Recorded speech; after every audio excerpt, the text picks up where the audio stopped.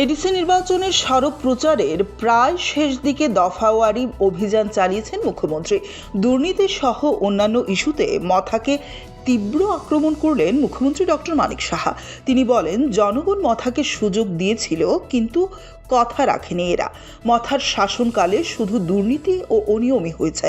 বুধবার এডিসির বোজ্জংনগর, ওয়াকিনগর, সিমনা, তমাকারি, জিরানিয়া এবং মন্দাইনগর পুলিনপুর কেন্দ্রে রোড শোয়ের পর সাংবাদিকদের এ কথাই বললেন মুখ্যমন্ত্রী।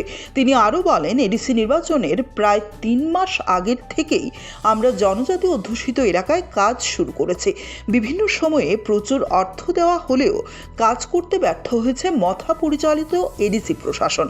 এর আগে কমিউনিস্টদের সময়েও একই অবস্থা ছিল। একমাত্র ভারতীয় জনতা পার্টি স্বচ্ছতার সাথে সরকার পরিচালনা করতে পারে এবং জনগণ তা বুঝতে পেরেছে। তিনি দাবি করেন, জনজাতিদের উন্নয়নের বিষয়ে প্রধানমন্ত্রী নরেন্দ্র মোদী সব সময়ই আন্তরিক। এদিন মুখ্যমন্ত্রীর প্রচার অভিযানকে ঘিরে দলীয় কর্মী সমর্থকদের মধ্যে ব্যাপক উৎসাহ লক্ষ্য করা যায়। আর মাত্র একদিন বাদেই, অর্থাৎ 10ই এপ্রিল শেষ হচ্ছে এডিসি নির্বাচনের সড়ক প্রচার। প্রচারের শেষ পর্বে ঝড় তুলেছেন মুখ্যমন্ত্রী। এদিন মোহনপুর মহকুমায় প্রচারে মুখ্যমন্ত্রীর সঙ্গে মন্ত্রী রতনলাল নাথও ছিলেন।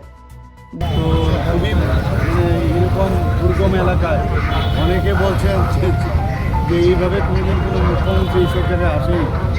তো আমাদের এবার যেহেতু এডিসি ইলেকশন আমরা পুরো 28টার মধ্যে আমরা প্রতিযোগিতা করছি, মানুষের বিরাট একটা সারা আমি দেখছি।